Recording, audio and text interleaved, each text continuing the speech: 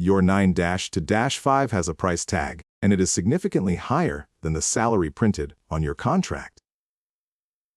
Most people wake up, commute, sit at a desk, and clock out, believing they are trading 40 hours a week for a respectable middle-class life.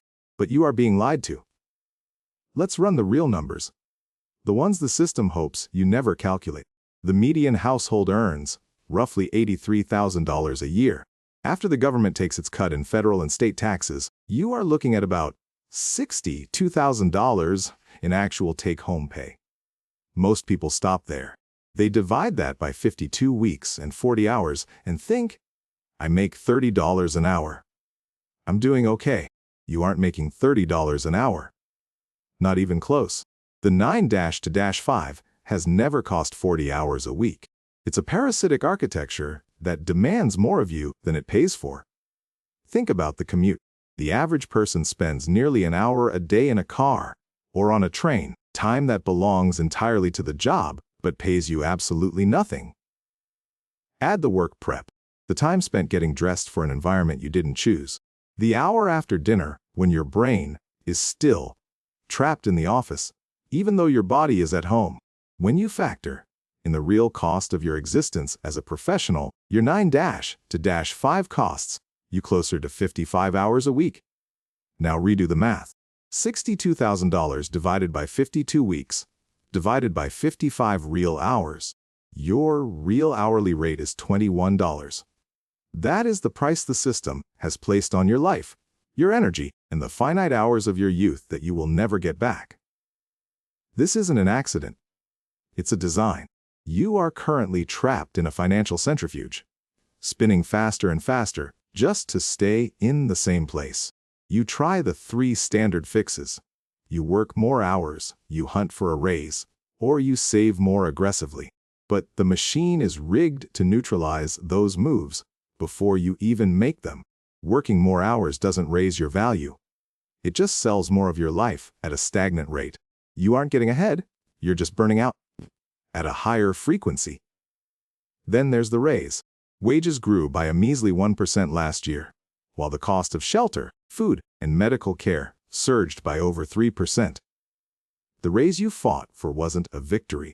It was a camouflage for the fact that you can afford less this year than you could before the pandemic. Yeah. And the most dangerous lie of all, saving. Every dollar sitting in a traditional savings account is a victim of a slow-motion robbery. While your bank gives you a fraction of a percent, inflation is eating 2 to 3% of your purchasing power annually. You aren't building wealth, you're just losing ground with a smile on your face. The global financial system is a massive engine of wealth transfer designed to siphon the value of your labor away from you and into the hands of those who own the infrastructure. To escape, you have to stop thinking like a worker and start thinking like an architect. You need to stop asking what you earn per hour and start asking, what does my money earn per hour? Most people's money earns nothing. If you have $20,000 in a typical account, your money is working for about 3 cents an hour. It's time to flip the script. You need a portfolio that doesn't sleep, doesn't commute, and doesn't need a performance review. But you can't just buy anything. The market is littered with yield traps. Stocks that promise high returns, but are actually decaying husks of businesses that will cut their payouts at the first sign of a recession. To replace your 9-to-5, every asset you own must pass through a cold, clinical filter of 5 survival questions. First, is the yield real? If a stock pays 12%, while its competitors pay 4%, you aren't looking at an opportunity. You're looking at a warning sign that the market expects a collapse. Second, is there a history of growth? A dividend that stays flat is just a savings account with more risk. We only care about companies that raise their paycheck to you every single year, regardless of the headlines. Third, is the business durable? Does this company have a reason to exist in 20 years? We are looking for monopolies on human necessity. Fourth, how did it handle the bloodbath of 2008 or 2020? If a company cut its dividend during a crisis, It didn't just reduce your income, it broke the compounding machine. It's disqualified. And fifth, is there a spread? If you buy 5 stocks that all move together, you haven't built a portfolio. You've just placed one bet 5 times. True freedom requires a diverse squad of cash flow machines, each pulling revenue from different sectors of the global economy. When you find the assets that survive this filter, the math of your life changes forever. Imagine yourself 20 years from now. You wake up at 6 o'clock a.m. to the same aggressive alarm tone you've heard for 2 decades. Your back ache is a little more, your commute feels a little longer, and the office lights seem a little dimmer. You've spent the best years of your life, your physical prime and your mental peak, building someone else's empire. Every month, the direct deposit hits your account, and every month, it vanishes into a black hole of mortgages, utility bills, and the rising cost of simply staying alive. You are a high-performance engine running at maximum RPM, but you are bolted to a floor. You aren't moving forward, you're just vibrating. This is the rat race in its purest, most cruel form. It's a cycle designed to keep you just comfortable enough to never quit, but just broke enough to never be free. If you stop running, the bills catch up. If you keep running, you run out of time. By the time you reach the finish line of retirement, you are handed a modest pension that has been eroded by 30 years of silent inflation. You spent your life trading a non-renewable resource, time, for a depreciating asset, currency. It is a mathematical tragedy. But here is the truth that the gatekeepers of the financial system don't want you to internalize. The fact that you aren't wealthy yet is not because you are lazy.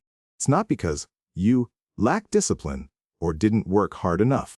It's because you have been forced to play a game where the rules were written by the house, and the house never intends to lose. You were taught to be a good employee, a consistent saver, and a quiet consumer. You were never taught to be an owner. The system wants you to rent your life. It wants you to rent your home, rent your car, and rent your very time to a corporation. To flip the script, you have to stop being the fuel for the engine and start owning the engine itself. This isn't a get-rich-quick fantasy. There are no Lamborghinis in this strategy, and there is no overnight magic. This is a cold-blooded, multi-decade siege. By moving your capital into the 5 strategic assets we discussed, the owners of the world's energy, its infrastructure, and its finance, you are effectively resigning from the race. You are building a digital wall between yourself and the volatility of the labor market. Every share you buy is a soldier working for you 24 hours a day, 7 days a week. They don't get tired. They don't ask for raises. They just compound. Eventually, the hourly rate of your portfolio will cross the hourly rate of your job. That is the moment of true awakening. When your assets pay you more to exist than your boss pays you to perform, the 9-to-5 trap loses its power over you. Monday morning stops being a deadline and starts being a choice. Most people will watch this video, agree with the logic, and then go back to the centrifuge.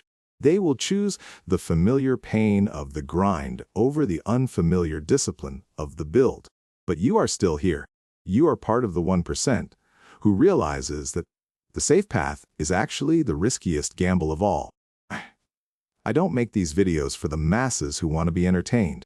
I make them for the architects who are ready to dismantle their own cages. If you've decided that you're done trading your soul for a shrinking paycheck, then you belong in this room. Hit the subscribe button and turn on notifications to join the circle of those who understand how the machine actually works.